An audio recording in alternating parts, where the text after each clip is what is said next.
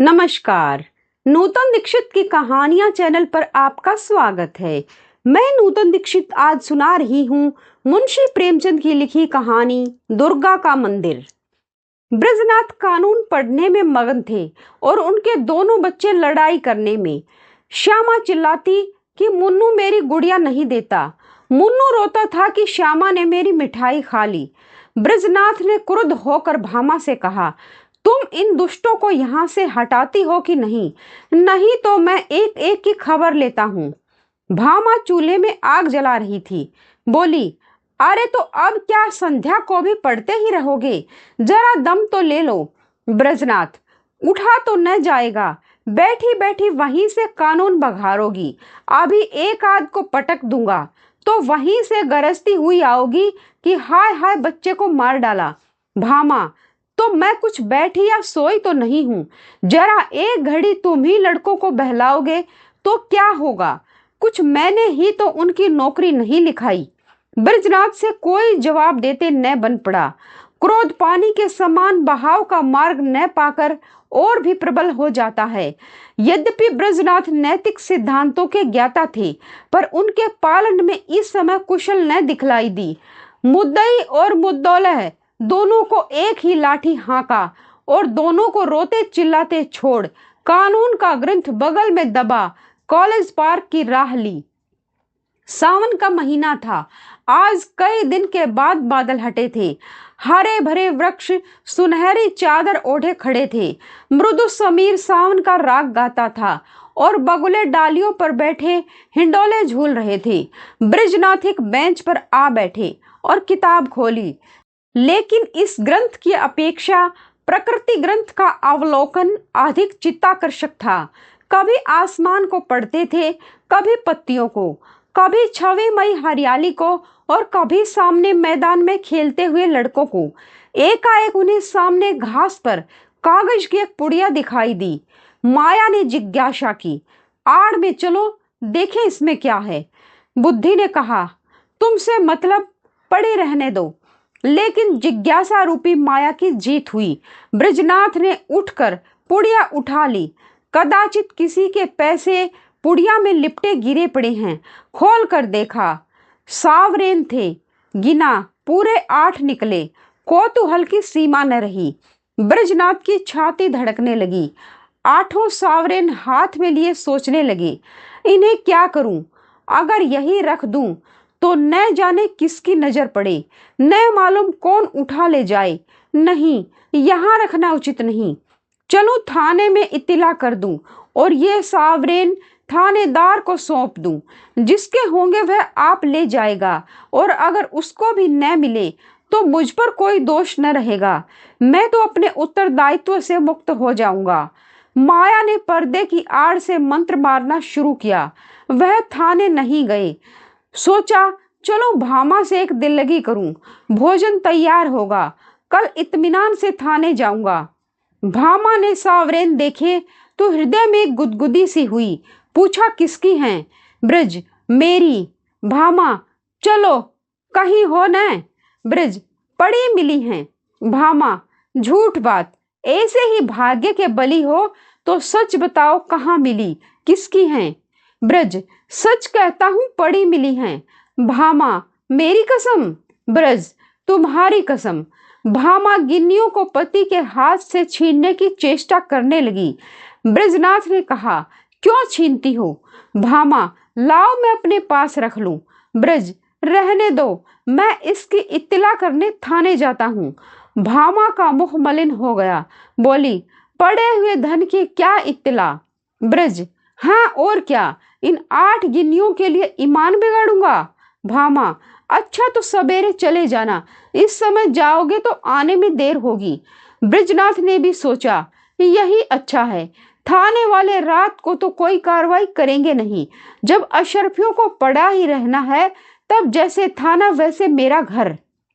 गिन्नियां संदूक में रख दी। खा पीकर लेटे तो भामा ने हंसकर कहा, आया धन क्यों छोड़ते हो? लाओ मैं अपने लिए गुलबंद बनवा लूं। बहुत दिनों से जी तरस रहा है। माया ने इस समय हास्य का रूप धारण किया। ब्रजनाथ ने तिरस्कार करके कहा, गुलबंद की लालसा में गले में फांसी लगाना चाहती हो क्या? प्रातःकाल ब्रजनाथ थाने के लिए तैयार हुए। कानून का एक लेक्चर छूट जाएगा, कोई हर्ज नहीं। वह इलाहाबाद के हाई कोर्ट में अनुवादक थे। नौकरी में उन्नति की आशा न देखकर साल भर से वकालत की तैयारी में मगन थे, लेकिन अभी कपड़े पहन ही रहे थे कि उनके एक मित्र मुंशी गोरेलाल आकर बैठ गए और अपनी पारिवारिक दुश्चिंताओं की राम कहानी सुनाकर अत्यंत विनीत भाव से बोले, भाई साहब, इस समय मैं इन झंझटों में ऐसा फंस गया हूं कि बुद्धि कुछ काम नहीं करती। तुम बड़े आदमी हो, इस समय कुछ सहायता करो। ज्यादा नहीं, 30 रुपए दे दो, किसी न किसी तरह काम चला लूंगा। आज 30 तारीख है, कल शाम को तुम्हें रुपए मिल जाएंगे। ब्रजनाथ बड़े आदमी तो न थे, किंतु बड़कपन की हवा बांध रखी थी। यह मिथ्याभिमान उनके स्वभाव की एक दुर्बलता था। केवल अपने वैभव का प्रभाव डालने के लिए ही वह बहुधा मित्रों की छोटी मोटी आवश्यकताओं पर अपनी वास्तविक आवश्यकताओं को निछावर कर दिया करते थे। लेकिन भामा को इस विषय में उनसे सहानुभूति न थी। इसलिए जब ब्रजनाथ पर इस प्रकार का संकट आ पड़ता था, तब थोड़ी देर के लिए उनकी पारिवारिक शांति अवश्य नष्ट हो जाती थी। उनमें इनकार करने या टालने की हिम्मत न थी। वह सकुचाते हुए भामा के पास गए और बोले, तुम्हारे पास 30 रुपए तो न होंगे, मुंशी गोरेलाल मांग रहे हैं। भामा ने रुखाई से कहा, मेरे पास तो रुपए नहीं। ब्रज, होंगे तो जरूर बहाना करती हो। भामा, अच्छा बहाना ही सही। ब्रज, तो मैं उनसे क्या कह दूं? भामा, कह दो घर में रुपए नहीं हैं। तुमसे न कहते बने तो मैं पर्दे की आड़ से कह दूं? ब्रज, कहने को तो मैं कह दूं, लेकिन उन्हें विश्वास न आएगा, समझेंगे बहाना कर रहे हैं। भामा, समझेंगे तो समझा करें। ब्रज, मुझसे ऐसी बेमुरवती नहीं हो सकती। रात दिन का साथ ठहरा, कैसे इनकार करूं? भामा, अच्छा तो जो मन में आवे सो करो। मैं एक बार कह चुकी, मेरे पास रुपए नहीं। ब्रजनाथ मन में बहुत खिन्न हुए। उन्हें विश्वास था कि भामा के पास रुपए हैं, लेकिन केवल मुझे लज्जित करने के लिए इनकार कर रही हैं। दुराग्रह ने संकल्प को दृढ़ कर दिया। संदूक से 2 गिन्नियां निकाली और गोरेलाल को देकर बोले, भाई, कल शाम को कचहरी से आते ही रुपए दे जाना। ये एक आदमी की अमानत है, मैं इसी समय देने जा रहा था। यदि कल रुपए न पहुंचे तो मुझे बहुत लज्जित होना पड़ेगा, कहीं मुंह दिखाने योग्य न रहूंगा। गोरेलाल ने मन में कहा, अमानत स्त्री के सिवा और किसकी होगी, और गिन्नियां जेब में रखकर घर की राह ली। आज पहली तारीख की संध्या है। ब्रजनाथ दरवाजे पर बैठे गोरेलाल का इंतजार कर रहे हैं। 5 बज गए, गोरेलाल अभी तक नहीं आए। ब्रजनाथ की आंखें रास्ते की तरफ लगी हुई थी। हाथ में एक पत्र था, लेकिन पढ़ने में जी नहीं लगता था।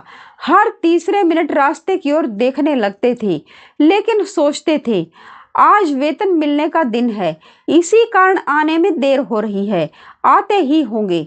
6 बजे गोरेलाल का पता नहीं। कचहरी के कर्मचारी एक एक करके चले आ रहे हैं। ब्रजनाथ को कई बार धोखा हुआ, वह आ रहे हैं, जरूर वही हैं। वैसी ही अचकन है, वैसी ही टोपी है, चाल भी वही है। हाँ, वही हैं, इसी तरफ आ रहे हैं। अपने हृदय से एक बोझा सा उतरता हुआ मालूम हुआ, लेकिन निकट आने पर ज्ञात हुआ कि कोई और है। आशा की कल्पित मूर्ति दुराशा में बदल गई। ब्रजनाथ का चित्त खिन्न होने लगा। वह एक बार कुर्सी से उठे, बरामदे की चौखट पर खड़े हो सड़क पर दोनों तरफ निगाह दौड़ाई, कहीं पता नहीं। 2-3 बार दूर से आते हुए इक्को को देखकर गोरेलाल का भ्रम हुआ। आकांक्षा की प्रबलता में 7 बज गए, चिराग जल गए, सड़क पर अंधेरा छाने लगा। ब्रजनाथ सड़क पर उद्विग्न भाव से टहलने लगे। इरादा हुआ गोरेलाल के घर चलूं। उधर कदम बढ़ाया, लेकिन हृदय कांप रहा था कि कहीं वह रास्ते में आते हुए न मिल जाएं, तो समझे कि थोड़े से रुपयों के लिए इतने व्याकुल हो गए। थोड़ी ही दूर गए कि किसी को आता देखा। भ्रम हुआ गोरे लाल हैं। मुड़े और सीधे बरामदे में आकर दम लिया, लेकिन फिर वही धोखा, फिर वही भ्रांति। तब सोचने लगे कि इतनी देर क्यों हो रही है। क्या अभी तक वह कचहरी से न आए होंगे? ऐसा कदापि नहीं हो सकता। उनके दफ्तर वाले मुद्दत हुई निकल गई। बस दो बातें हो सकती हैं, या तो उन्होंने कल आने का निश्चय कर लिया, समझे होंगे रात को कौन जाए, या जानबूझकर बैठे होंगे, देना न चाहते होंगे। उस समय उनको गरज थी, इस समय मुझे गरज है। मैं ही किसी को क्यों न भेज दूं, लेकिन किसे भेजूं? मुन्नू जा सकता है, सड़क ही पर मकान है। यह सोचकर कमरे में गए, लैंप जलाया और पत्र लिखने बैठे, मगर आंखें द्वार की ओर लगी हुई थी। अकस्मात किसी के पैरों की आहट सुनाई दी, परंतु पत्र को एक किताब के नीचे दबा लिया और बरामदे में चले आए। देखा पड़ोसी का एक कुंजड़ा तार पढ़ाने आया है। उससे बोले, भाई इस समय फुर्सत नहीं है, थोड़ी देर में आना। उसने कहा, बाबूजी घर भर के आदमी घबराए हुए हैं, जरा एक निगाह देख लीजिए। निदान ब्रजनाथ ने झुंझलाकर उसके हाथों से तार ले लिया और सरसरी नजर से देखकर बोले, कलकत्ते से आया है, माल नहीं पहुंचा। कुंजड़े ने डरते डरते कहा, बाबूजी इतना और देख लीजिए कि किसने भेजा है। इस पर ब्रजनाथ ने तार फेंक दिया और बोले, मुझे इस वक्त फुर्सत नहीं है, 8 बज गए। ब्रजनाथ को निराशा होने लगी। मुन्नू इतनी रात बीते नहीं जा सकता। मन में निश्चय किया, आज ही जाना चाहिए, बला से बुरा मानेंगे, इसकी कहाँ तक चिंता करूं। स्पष्ट कह दूंगा, मेरे रुपए दे दो। भलमानसों से निभाई जाती है, ऐसे दुर्तों के साथ भलमनसी का व्यवहार करना मूर्खता है। अचकन पहनी, घर में जाकर भामा से कहा, जरा एक काम से बाहर जाता हूँ, किवाड़े बंद कर लो। चलने को तो चले, लेकिन पग पग पर रुकते जाते थे। गोरे लाल का घर दूर से दिखाई दिया, लैंप जल रहा था। ठिठक गए और सोचने लगे, चलकर क्या कहूँगा। कहीं उन्होंने जाते जाते रुपए निकाल कर दे दिए और देर के लिए क्षमा मांगी तो मुझे बड़ी झेप होगी। वह मुझे शुद्र, ओछा और धैर्यहीन समझेंगे। नहीं, रुपयों की बातचीत करूं ही क्यों। कहूंगा, भाई घर में बड़ी देर से पेट दर्द कर रहा है, तुम्हारे पास पुराना तेज सिरका तो नहीं है। मगर नहीं, यह बहाना कुछ भद्दा सा प्रतीत होता है। साफ कलई खुल जाएगी। इस झंझट की जरूरत ही क्या है, वह मुझे देखकर आप ही समझ जाएंगे। इस विषय में बातचीत की कुछ नौबत ही न आवेगी। ब्रजनाथ इसी उधेड़ बुन में आगे बढ़ते चले जाते थे, जैसे नदी में लहरें चाहे किसी ओर से चले, धारा अपना मार्ग नहीं छोड़ती। गोरे लाल का घर आ गया, द्वार बंद था। ब्रजनाथ को उन्हें पुकारने का साहस न हुआ, समझे खाना खा रहे होंगे। दरवाजे के सामने से निकले और धीरे धीरे टहलते हुए 1 मील तक चले गए। 9 बजने की आवाज कान में आई। गोरे लाल भोजन कर चुके होंगे, यह सोचकर लौट पड़े, लेकिन द्वार पर पहुंचे तो अंधेरा था। वह आशा रूपी दीपक बुझ गया था। 1 मिनट तक दुविधा में खड़े रहे, क्या करूं, अभी बहुत सवेरा है, इतनी जल्दी थोड़े ही सो गए होंगे। दबे पांव बरामदे पर चढ़े, द्वार पर कान लगाकर सुना। चारों ओर ताक रहे थे कि कहीं कोई देख न ले। कुछ बातचीत की भनक कान में पड़ी, ध्यान से सुना। स्त्री कह रही थी, रुपए तो सब उठ गए, ब्रजनाथ को कहां से दोगे। गोरे लाल ने उत्तर दिया, ऐसी कौन सी उतावली है, फिर दे देंगे, और दरख्वास्त दे दी है, कल मंजूर हो ही जाएगी। 3 महीने के बाद लौटेंगे, तब देखा जाएगा। ब्रजनाथ को ऐसा जान पड़ा मानो मुंह पर किसी ने तमाचा मार दिया। क्रोध और नैराश्य से भरे हुए बरामदे से उतर आए। घर चले तो सीधे कदम न पड़ते थे, जैसे कोई दिन भर का थका मांदा पथिक हो।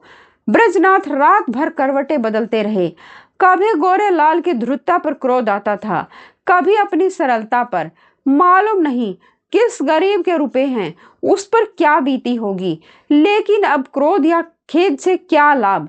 सोचने लगे, रुपए कहाँ से आवेंगे। भामा पहले ही इनकार कर चुकी है, वेतन में इतनी गुंजाइश नहीं। 10-5 रुपए की बात होती तो कतर ब्योत करता। तो क्या करूं, किसी से उधार लूं, मगर मुझे कौन देगा। आज तक किसी से मांगने का संयोग नहीं पड़ा और अपना ऐसा कोई मित्र है भी तो नहीं। जो लोग हैं वो मुझी को सताया करते हैं, मुझे क्या देंगे। हाँ, यदि कुछ दिन कानून छोड़कर अनुवाद करने में परिश्रम करूं तो रुपए मिल सकते हैं। कम से कम 1 मास का कठिन परिश्रम है। सस्ते अनुवादकों के मारे दर भी तो गिर गई है। हाँ निर्दयी, तूने बड़ी दगा की। न जाने किस जन्म का बैर चुकाया, कहीं का न रखा। दूसरे दिन से बृजनाथ को रुपयों की धुन सवार हुई। सवेरे कानून के लेक्चर में सम्मिलित होते, संध्या को कचहरी से तजबीजों का पुलिंदा घर लाते और आधी रात तक बैठे अनुवाद किया करते। सिर उठाने की मोहलत न मिलती, कभी 1-2 भी बज जाते। जब मस्तिष्क बिल्कुल स्थिर हो जाता तब विवश होकर चारपाई पर पड़ रहते। लेकिन इतने परिश्रम का अभ्यास न होने के कारण कभी कभी सिर में दर्द होने लगता, कभी पाचन क्रिया में विघ्न पड़ जाता, कभी जवर चढ़ जाता। इस पर भी वह मशीन की तरह काम में लगे रहते। भामा कभी कभी झुझला कर कहती, अजी लेट भी रहो, बड़े धर्मात्मा बने हो। तुम्हारे जैसे 10-5 आदमी और होते तो संसार का काम ही बंद हो जाता। बृजनाथ इस बाधाकारी व्यंग्य का उत्तर न देते। दिन निकलते ही फिर वही चरखा ले बैठते। यहाँ तक कि 3 सप्ताह बीत गए और 25 रुपए हाथ आ गए। बृजनाथ सोचते थे 2-3 दिन में बेड़ा पार है, लेकिन 21वें दिन उन्हें प्रचंड जबर चढ़ आया और 3 दिन तक न उतरा। छुट्टी लेनी पड़ी, सैया शेवी बन गई। भादों का महीना था। भामा ने समझा पित्त का प्रकोप है, लेकिन जब 1 सप्ताह तक डॉक्टर की औषधि सेवन करने पर भी जोर न उतरा तब घबराई। बृजनाथ प्राय जोर में बकझक भी करने लगती। भामा सुनकर डर के मारे कमरे में से भाग जाती, बच्चों को पकड़कर दूसरे कमरे में बंद कर देती। अब उसे शंका होने लगती थी कि कहीं यह कष्ट उन्हीं रुपयों के कारण तो नहीं भोगना पड़ रहा। कौन जाने रुपए वाले ने कुछ कर धर दिया हो।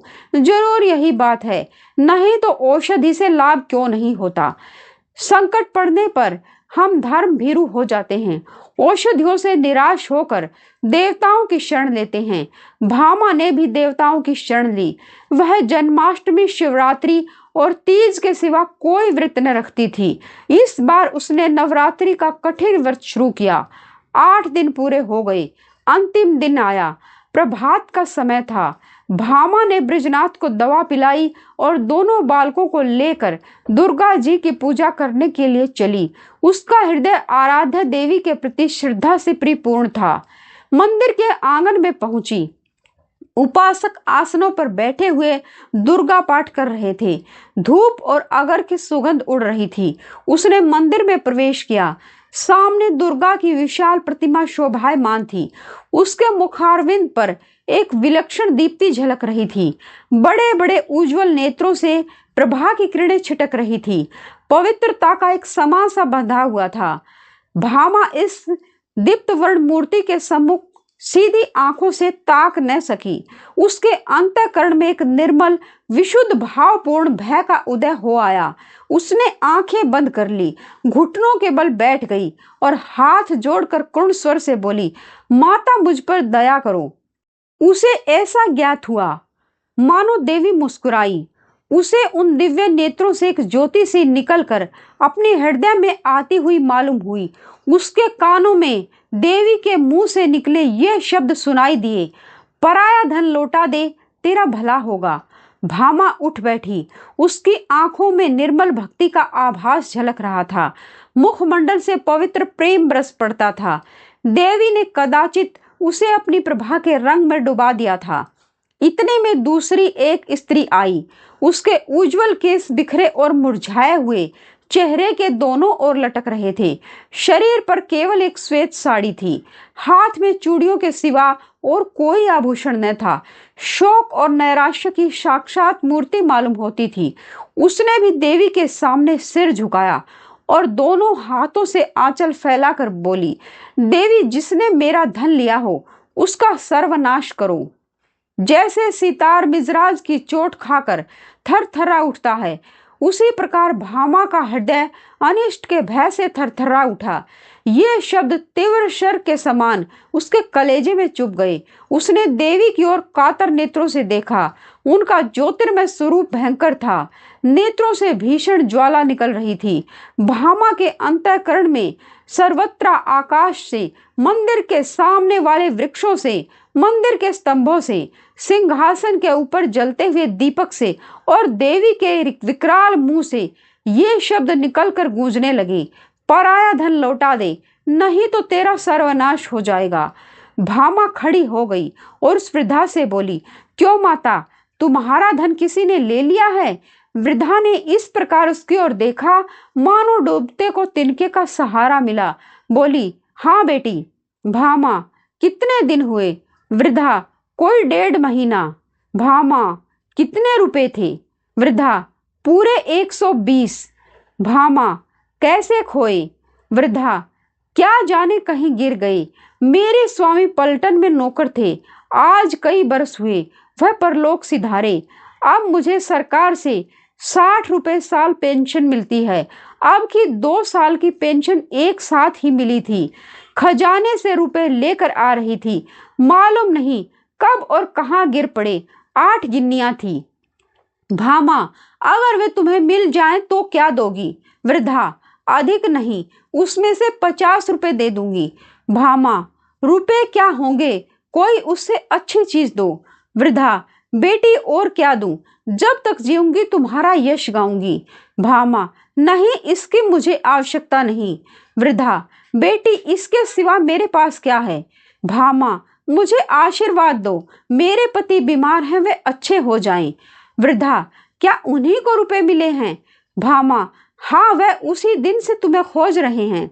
वृद्धा घुटनों के बल बैठ गई और आंचल फैलाकर कंपित स्वर से बोली, देवी, इनका कल्याण करो। भामा ने फिर देवी की ओर सशंक दृष्टि से देखा। उनके दिव्य रूप पर प्रेम का प्रकाश था, आंखों में दया की आनंददायिनी झलक थी। उस समय भामा के अंतःकरण में कहीं स्वर्ग लोक से ध्वनि सुनाई दी, जा तेरा कल्याण होगा। संध्या का समय है। भामा ब्रजनाथ के साथ इक्के पर बैठी तुलसी के घर उसकी थाती लौटाने जा रही है। ब्रजनाथ के बड़े परिश्रम की कमाई तो डॉक्टरों की भेंट हो चुकी है, लेकिन भामा ने एक पड़ोसी के हाथ अपने कानों के झुमके बेचकर रुपए जुटाए हैं।